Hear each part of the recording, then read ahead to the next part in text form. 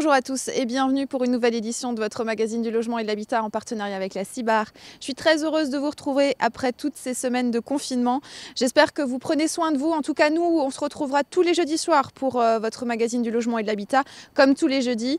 En attendant, première édition, aujourd'hui, nous allons rencontrer Michel Haim qui va nous parler de la réouverture après confinement des locaux de la CIBAR, comment ça va se passer, comment ils vont mettre en place et réorganiser tout leur travail. Tout de suite, reportage.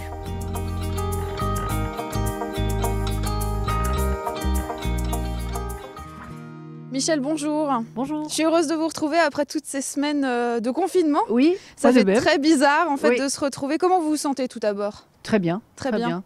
Vous avez fait du télétravail du coup depuis chez vous pour la CIBAR? Oui, bon, depuis les quelques semaines effectivement où il y a le confinement, on a fait du télétravail, donc moi-même ainsi que les collègues. La CIBAR va réouvrir ses portes bientôt. Normalement, on était censé ouvrir lundi, mais c'est pas le cas finalement. Pourquoi? Non, alors nous rouvrirons le 18 mai, réouverture dont on va préciser les modalités. Nous rouvrirons le 18 mai parce qu'on n'a pas eu le matériel, on n'a pas tout à fait le matériel pour protéger l'ensemble des salariés, masques, etc. Donc on préfère être vigilant et prudent et attendre le 18 mai plutôt que d'ouvrir à la hâte et de ne pas avoir le matériel nécessaire. Et j'imagine que ça a demandé une réorganisation complète du fonctionnement de la Société immobilière du Bas-Rhin. Comment est-ce que ça va se passer? Quels sont les changements qui vont opérer dans les prochaines semaines? Alors tout d'abord, nous n'ouvrirons pas au public dans l'immédiat. Donc les personnes pourront nous appeler à nouveau. Bien sûr, le mail est toujours privilégié, mais voilà, les appels téléphoniques seront réceptionnés. Et tout ce qui est effectivement déplacement, donc état des lieux d'entrée, visite, état des lieux de sortie, sont réorganisés avec les distances de sécurité, les gestes barrières demandés, les gestes barrières traditionnels. Et on demande aux personnes de venir avec masque et gants si possible. Comment ça va se passer si j'ai un souci dans mon logement par exemple, ou si je dois déposer un document? Comment est-ce que je vais faire? Je vais trouver porte close?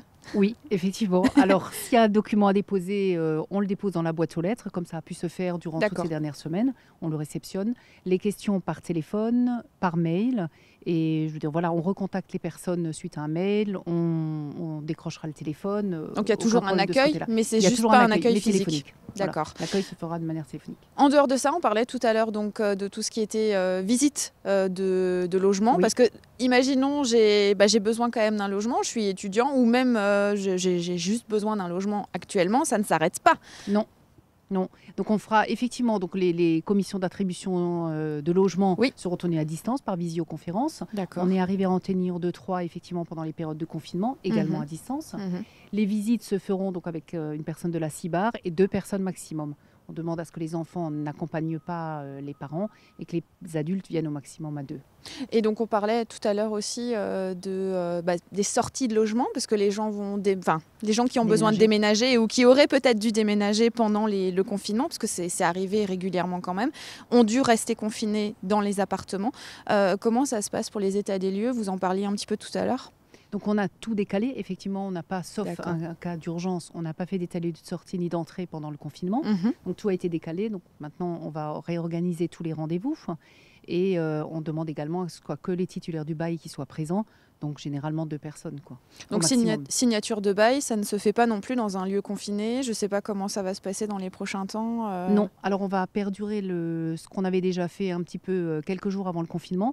C'est-à-dire que toutes les explications sont faites au téléphone. D'accord. Les personnes arrivent, rentrent dans le bâtiment, signent les documents. Ça prend 2-3 minutes. Allez, 4-5 minutes. Et effectivement, on ressort. S'il y a encore des questions, on reprend le téléphone, on les renseigne à nouveau. Mais le minimum de temps dans le bâtiment pour eux et pour nous. Comment est-ce que vous appréhendez en fait ce nouveau fonctionnement? Parce que psychologiquement, c'est pas facile non plus de réorganiser un travail qu'on a l'habitude de réaliser. Comment vous avez appréhendé cette chose-là, vous et vos collaborateurs?